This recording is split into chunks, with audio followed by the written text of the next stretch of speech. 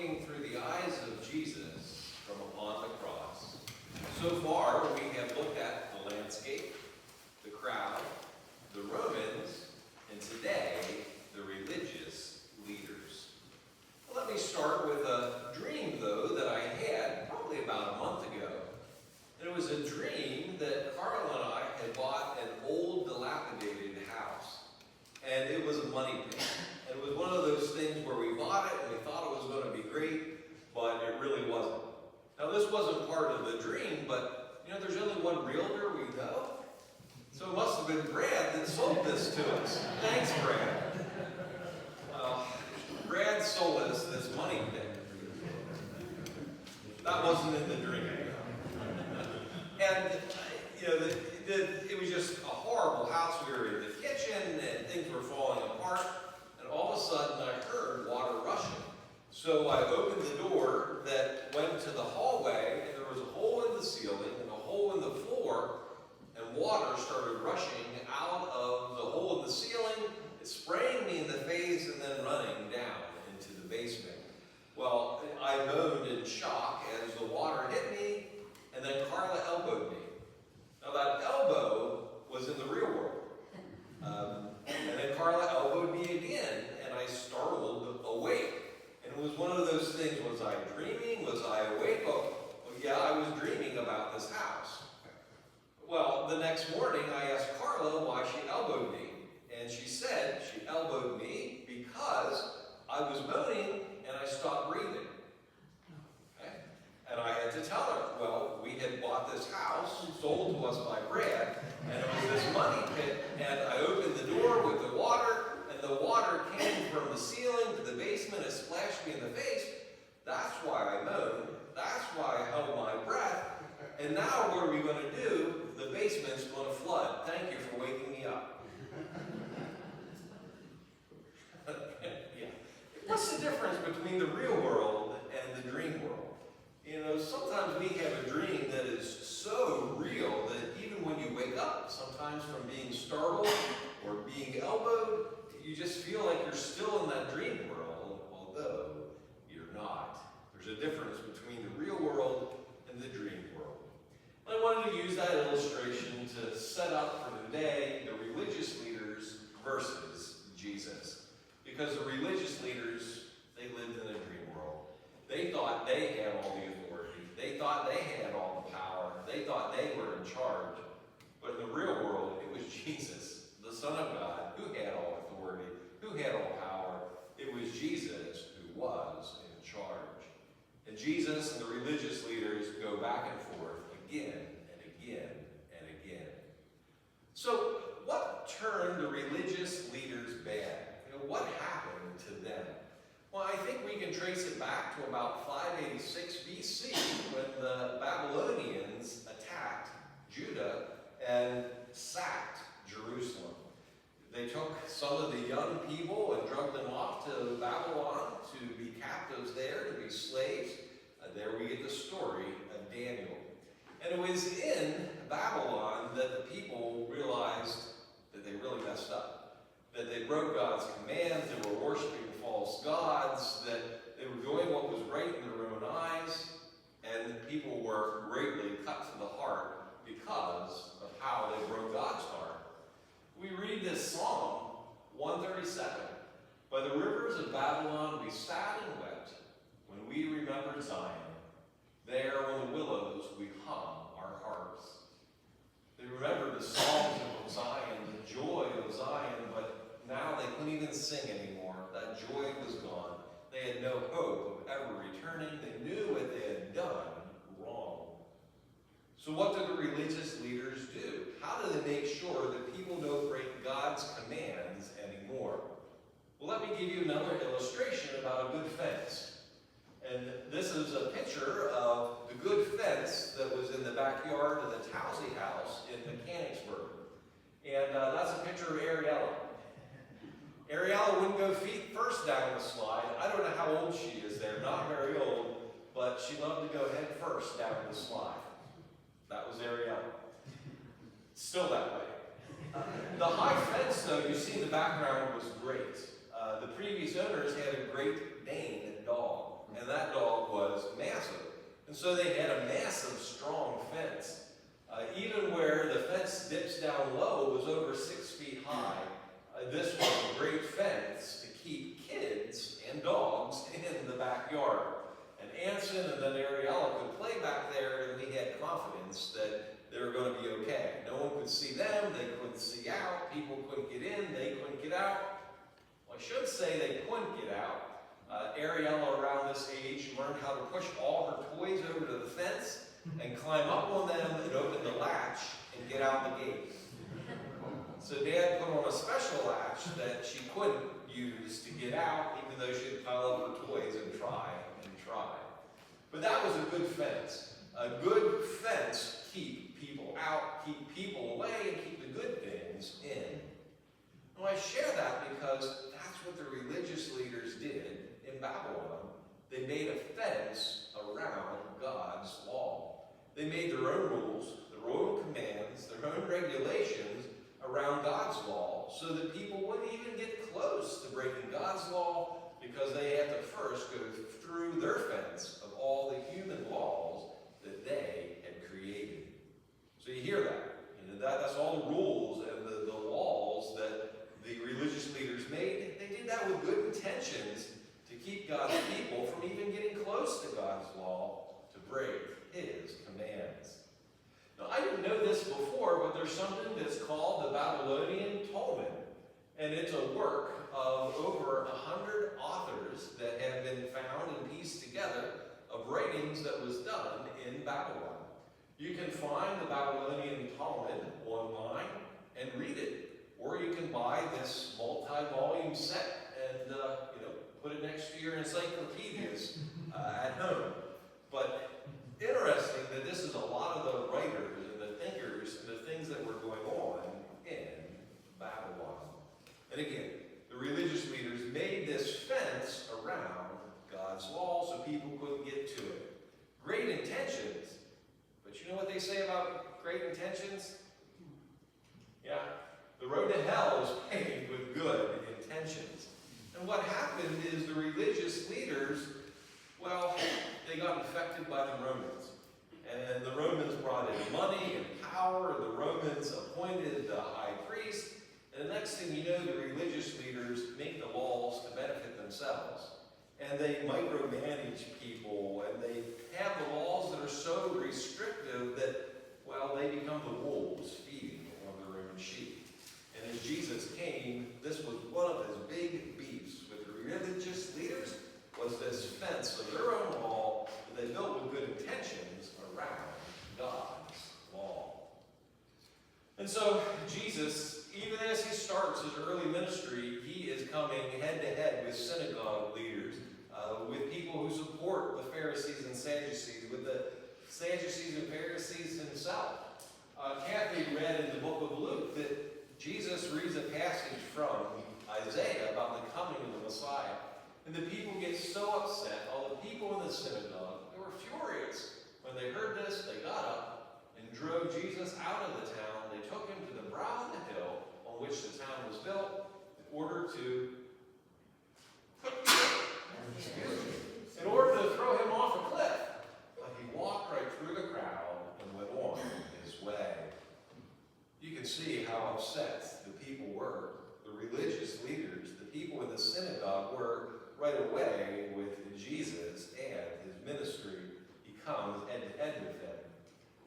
If you look at one of the first stories in the book of Mark, Mark heals a man's withered hand on the Sabbath in the synagogue. Well, you would think the religious leaders would say, "Praise God, what a great miracle. This man's hands have been healed." But no, instead, when the Pharisees, they saw Jesus heal this man, and the Pharisees went out and began to plot with the Herodians how they might kill Jesus. Why did they do that?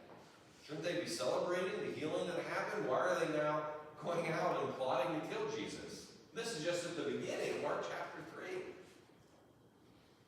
Why? Why do they want to kill Jesus? They were afraid of him. They were afraid of him? Yes. But in their eyes, what did Jesus do wrong here?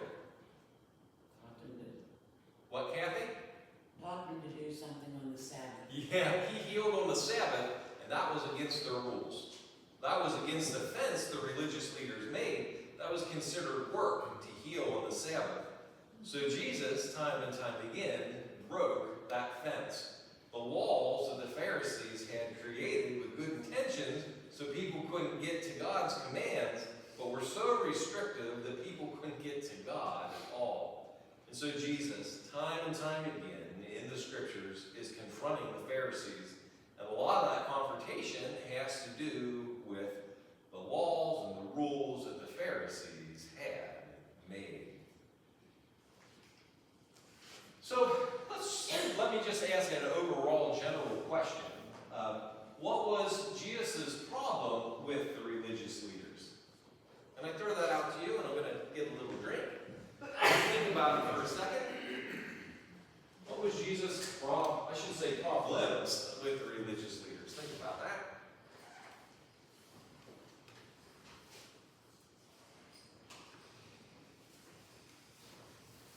What was his problems with the religious leaders?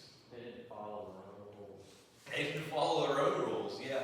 They set up these really restrictive rules, but they wouldn't follow them themselves. Good. What else? They put their law before loving others. Yeah, they put their law before loving others, certainly. What else? Other thoughts? Sure, I saw you raise your hand there. Oh, you were, well, then you have to pick someone else to say something. You pick someone. All right, Mark, what's your thought? I'm trying to word it. Okay, yeah, sure. The religious leaders want you to believe in them only what they say. He's encouraging you to be free thinkers, so to speak. I hadn't even thought about that. Yeah, so the religious leaders, they sort of want to be worshipped. They're pointing people towards themselves, their own power, their own authority. They're setting themselves up as God, as opposed to, wow, letting God be God. Thank you, Cheryl. Yes, Lauren. I think unpacking those rules, and this might be an extension of what Mark just said, they want to prevent the free will that God has given to all of us. You know, we have free will to make choices, but they don't want people to have choices. Yeah, it was all about following what the religious leaders wanted the people to do. And if they had free will, well, then they could make decisions. They had power in their own hands. The religious leaders wanted all that power for themselves. And so they micromanaged the people with all these rules and laws and kept making more. And it just snuffed the life right out of people. Well, let me share some things. Uh-oh, Dave said something. Dave, are you making a comment here about... The political things are. Oh, it's political. Well, yeah, that's really good, Dave. The religious leaders were very political. They were tied with the Romans so very closely. The high priest was appointed by the Romans. So Jesus did not like that political posturing and fighting and everything the religious leaders did. That wasn't what they were to be about, but they were full of politics. So I'll share some things that I thought of. The religious leaders made it way too hard for people to go to God. That's what the religious leaders were to do. We're to bring people to God, but instead they made the people so frustrated that people stopped. That people couldn't even follow all these laws and rules, so they didn't even try. They were pushing people away as opposed to bringing people to God. Jesus said, "Woe to you, teachers of the law and Pharisees, you hypocrites! You shut the door to the kingdom of heaven in people's faces. You yourselves do not enter, nor will you let those enter who are trying to." Wow. They've shut the door to heaven with their rules and with their laws and with this fence that they built, keeping people away from God. That made Jesus quite upset. The religious leaders trivialized the faith. To them, it was all style over substance. It was about their big, long prayers in public. It was about giving in very public ways. It was about fasting so everybody would say ooh and ah. The religious leaders were all about style, but they didn't have that substance. The religious leaders neglected what was important. Yes, they prayed. Yes, they led worship services. Yes, they did good things, but they forgot it was about bringing people to God. Jesus said, you blind guides, you strain out the gnat, but you swallow a camel. They were all about micromanage, all those little things, as opposed to the big picture, which was to bring people to God. And the religious leaders, going way back, they killed the prophets. Those who would speak truth, those who would speak of God, the religious leaders would not hear it whatsoever, and they would rather kill than hear what God had to say. And then, of course, it's true in Jesus' life. They'd rather kill Jesus than they would listen to him. So that's just scratching the surface. You all have some other thoughts as well. There were many reasons why Jesus didn't like the religious leaders whatsoever. And so from upon the cross, Jesus saw the religious leaders. And it wasn't just he was meeting them for the first time right then and there. He knew their history. He knew their good intentions that went bad. He knew how the Romans polluted them. He knew how they were playing politics and religion and micromanaging the people, how we made God's house a den of thieves. Jesus saw the religious leaders in all of this from the cross. And of course, Jesus saw this as well. Matthew chapter 27. Jesus is upon the cross in the same way. The chief priests, the teachers of the law, and the elders mocked him. He saved others, they said, but he can't save himself. He's the King of Israel. Let him come down from the cross, and we will believe in him. These are the religious leaders. These are the people who are representing God on earth. These are the people that are trying, or well, should be bringing people to God. But instead, how do these religious leaders treat Jesus on the cross? They mock him. They make fun of him. They hated Jesus so much that they were glad and joyful that he was dying. What does that say about their hearts? What does that say about their hearts? Think about that for a second. What does that say about the religious leaders?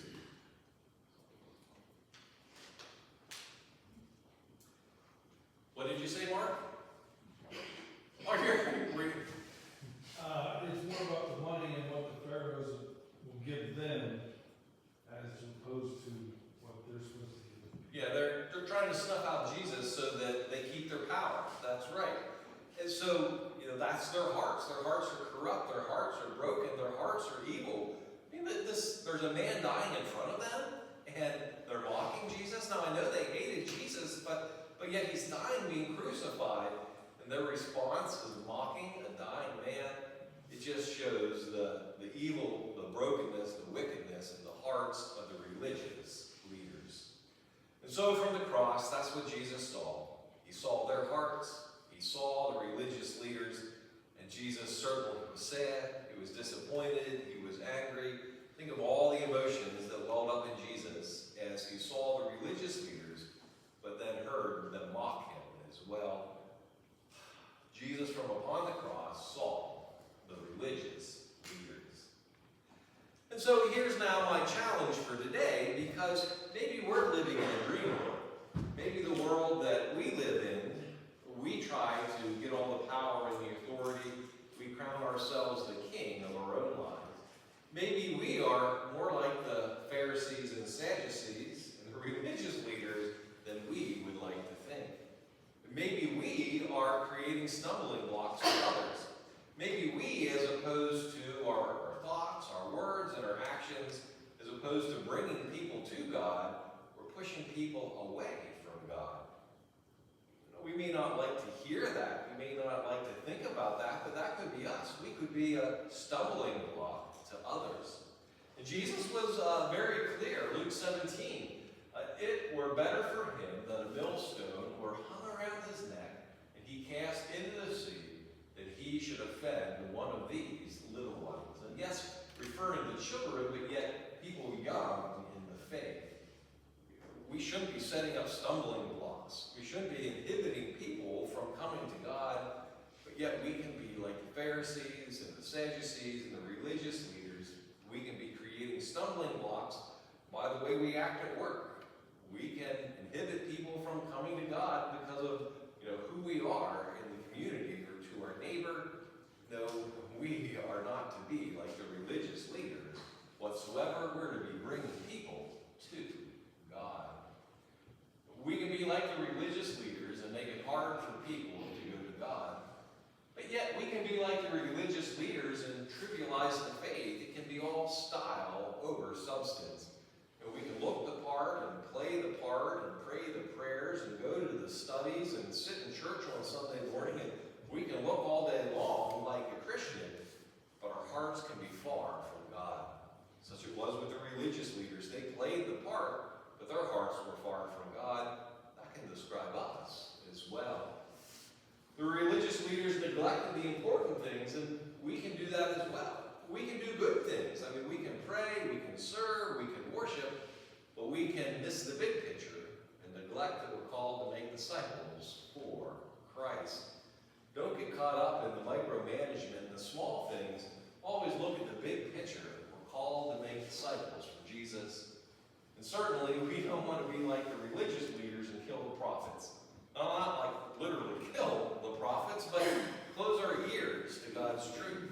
We can make it more about ourselves and our own thoughts and our own feelings as opposed to what God is speaking to us, what we hear God saying. Certainly, we too can close our ears because we don't like to hear what God is saying. We can be like the religious leaders, killing the prophets. And so, are you living in a dream world? Are you living in the world that you don't realize? Are you living in a world that Jesus needs to wake you up from because you are more like the religious leaders than you would like to think? Let's not be like the religious leaders that break God's heart. Let us be more like Jesus, one who brings people to God as opposed to